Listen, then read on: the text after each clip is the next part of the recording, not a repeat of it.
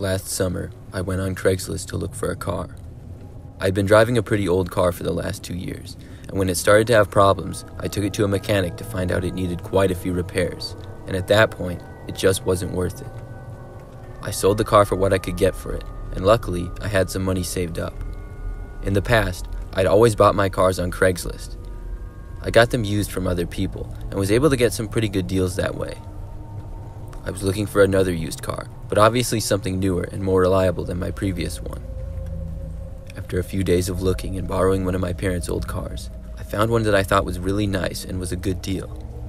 It was a 2010 Subaru Forester, listed for a very reasonable price. I knew these cars sold really fast, and I saw it was a new listing, so I responded to it immediately. I reached out to the seller, and I figured a lot of people would do the same. I asked if I could take a look at the car as soon as possible. The seller then contacted me a short time later and said that he could show me the car that night after he got off work. He offered to meet in a grocery store parking lot by his house. When the time came, at around 8 p.m., the man said that he would be at the location in an hour. I drove to the address that he sent me and got there a few minutes early. It was a grocery store parking lot that was pretty big, but the store was closed and the parking lot was completely empty besides me. I texted the seller telling him that I was there. He responded that he would be there within 5 minutes. A short time later, I saw a car pull into the parking lot, but it wasn't a Subaru Forester. Instead, it just looked like an average white car. I figured it was someone else, until the car parked just a few spaces away from me. I then saw a guy get out of the car who appeared to be on the younger side. He walked towards my car. I opened my door and got out. The man reached out his hand to me and said his name was Al. I introduced myself back to him. He then asked me if I would like to see the car. I looked at what appeared to be a white Ford Fusion, which was nothing like the green Subaru Forester I had planned to look at. I told the man I thought he was selling a Subaru Forester. The man looked at me for a few seconds, and then started laughing a nervous laugh. He then apologized and told me this was another car that he was selling, and had just got his appointments mixed up. He then pulled out his phone and started looking through it. As he was doing this, I saw out of the corner of my eye in the backseat of his car, someone's head slowly creep up. I only saw the top half of their head, and their eyes looked at me before the head quickly ducked back down. I found this strange, as if someone was hiding in the back from me. Although I only saw the top half of the person's head, it appeared to be a grown man. As Al kept looking at his phone, I asked him who was in his car. He told me nobody was, and he had come alone. I told him it looked like someone was in the backseat of his car. Al then interrupted me and said he saw now that I had responded to his ad for a Subaru Forester and not the Ford Fusion. He then apologized for getting them confused. I asked him if he was a dealer, but he said no, he just had a couple of cars for sale at the moment.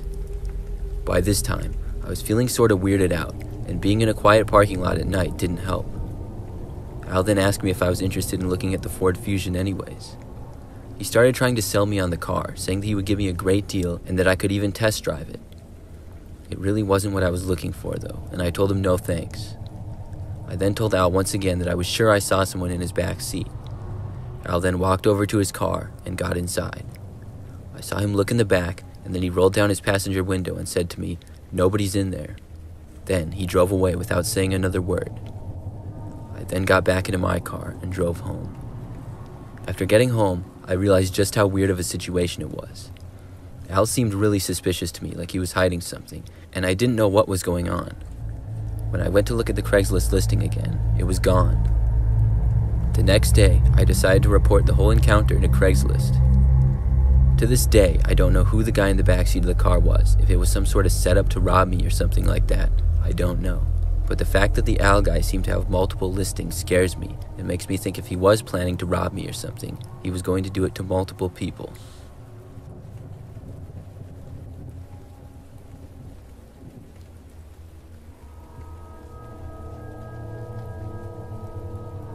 A couple of months ago, I decided to sell my TV on Craigslist.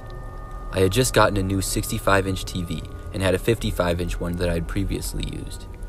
Nothing was wrong with it. It was just a few years old and smaller than my new one.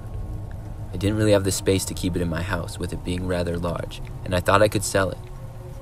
I had never used Craigslist before, but thought it would be the best option for me in the area where I lived. When I listed the TV, it only took a couple of hours before I got a response. I got a text from a man introducing himself as Jim, saying he was interested in the TV and would like to buy it. He then asked me what times I was available and told me he could look at it that afternoon. I said that would work and sent the man my address. I had the TV in my living room, which was basically right inside the front door of my house. It was standing on the floor, sort of near the front door, but I had it plugged into an outlet to show that it worked. The man arrived right on time and texted me that he was there. I looked out and saw a blue car parked on the street in front of my house. The man got out and began walking up. I walked out the front door and greeted him. He looked to be mid-20s and had very short blonde hair. We both went inside my house and the man looked around. I showed him the TV just as it was in the Craigslist photos and turned it on to show the man that it worked. I was hoping that he would not give me a super low offer, but I was willing to negotiate a little bit. The man examined the TV for a few minutes and then looked at it from several different angles. He then said to me that he really wasn't sure if he could afford it and told me to take care. After that, he walked out of my front door and left. I was sort of annoyed by this because the man had clearly seen the price online and didn't give me any sort of offer. Still, I figured I would be able to sell the TV and waited for more people to contact me about it. For the rest of the day, I got 2 more texts from people with questions about the TV, and one of them seemed interested. Later that night, I was watching TV on my new larger TV and sort of starting to doze off when I heard something. It sounded like a noise coming from the window in the hallway on the other side of the living room. I glanced over from my chair and didn't see anything, and the noise stopped shortly after, so I went back to watching TV. The TV volume was pretty loud, and as I started to hear a noise again about 20 minutes later, I turned the volume down. This time, I heard again from the window another noise. I really couldn't tell what type of noise it was or make out the exact sound. I looked over again, but this time I saw something. My window was slid up a good 3 feet, and I saw someone's hand in it from the outside. I was frozen in fear, it seemed, or maybe I was just in disbelief, but I didn't move or say anything. I watched as a man climbed through the window, which was roughly 20 feet away from me. All the lights were off in the house, and the only light was coming from the TV, so I had no idea who it was at first. But then, when the person was fully inside the house, I could see that it was Al, the man who had looked at my TV for sale earlier that day. As soon as he got inside, he looked to the light which was coming from the TV. Then he noticed me. He seemed really surprised to see me at first. Then he demanded my wallet and phone. I was worried to give him my phone because then I couldn't call the police or anything. I handed it over to him and told him my wallet was in the bedroom, which it actually was.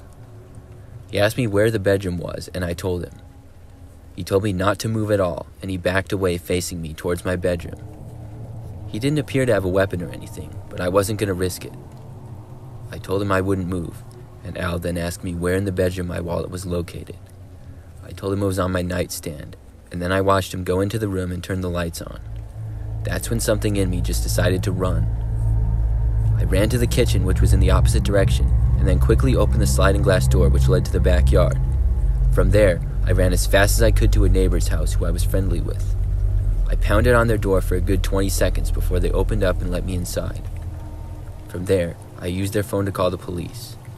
When the police arrived, Al was long gone, but I was able to give them a decent amount of information on him.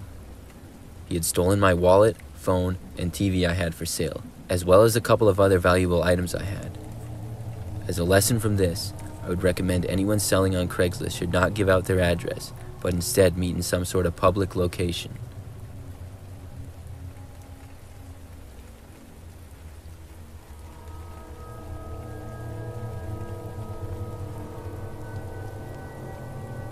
Just a couple of weeks ago, I was looking to earn some quick cash.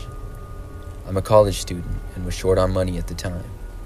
Because I would be going back home when the semester ended, I felt as though I couldn't get a traditional job at a store or something like that because I would only end up quitting after like a month. I also wanted more flexible hours.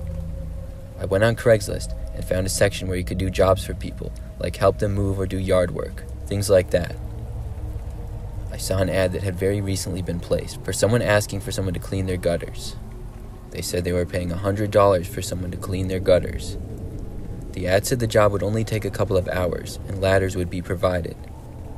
I thought this seemed like some quick and easy money, I was in pretty good shape and had cleaned gutters in the past, so I reached out and heard back a short time later. I had gotten the job and was told I could work it the next day. The man who had the ad told me his name was Rick, and he would pay me $50 when I got there and another $50 when I was done. He gave me the address, and the next day I went out to the location. I wasn't really familiar with the area at all, as I only went to that town for college and never really explored it much. It was an older neighborhood that seemed sort of out in the country. The house itself looked very old and not in the best of shape. I saw the man was already outside when I got there, and I got out and met him. He was Rick, and he told me he lived there alone with his cat. He was an older guy and seemed really nice. He then basically told me what to do and showed me a ladder that was already out. He paid me the $50, and I took the ladder and began working. The house had 2 stories above ground, and the gutters were very dirty. It looked like they hadn't been cleaned in many years. It was a sort of satisfying job to see them get clean. When I was in the back of the house, working at the top of the ladder, I noticed something from inside the house, though. There was a window on the 2nd floor with a really creepy-looking man just staring at me and smiling. It looked like he was insane or something, and I remembered how Rick said he lived alone. This creeped me out a little bit, but I kept on working. The man stayed there for at least another minute, and I could feel him staring at me until finally he disappeared. I moved on to the side of the house, and suddenly saw a police car pull out front. I didn't really think too much of it until I saw an officer get out and walk over to me. When I saw him approaching, I got off the ladder and met him. He asked me what I was doing. I told him how I was cleaning the gutters for the man who lived here. The officer told me that nobody had lived in this house for well over a year, and a neighbor called the police on me when they saw me on a ladder in the back of the house. I then explained to the officer the Craigslist ad and showed it to him, as well as the text between me and Rick. After seeing this, the officer believed me, and I told him about the man inside the house. He knocked on the door several times, but got no answer.